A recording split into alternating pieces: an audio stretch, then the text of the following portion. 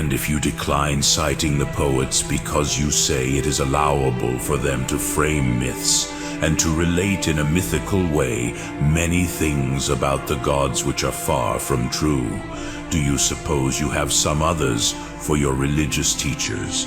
Or how do you say that they themselves have learned this religion of yours? For it is impossible that any should know matters so great and divine, who have not themselves learned them first from the initiated.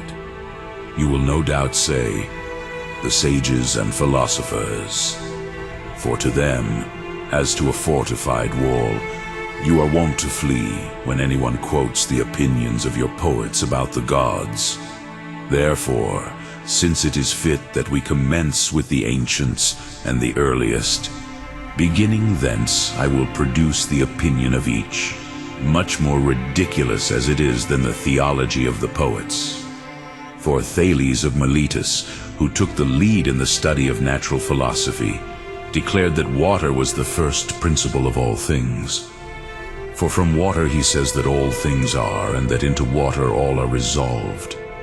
And after him Anaximander, who came from the same Miletus, said that the infinite was the first principle of all things. For that from this indeed all things are produced, and into this do all decay.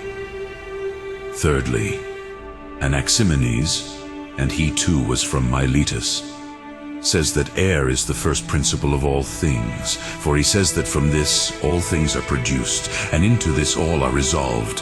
Heraclitus and Hippasus from Metapontus say that fire is the first principle of all things, for from fire all things proceed, and in fire do all things terminate. Anaxagoras of Clazomenae said that the homogeneous parts are the first principles of all things. Archelaus, the son of Apollodorus, an Athenian, says that the infinite air and its density and rarity are the first principle of all things. All these, forming a succession from Thales, followed the philosophy called by themselves physical.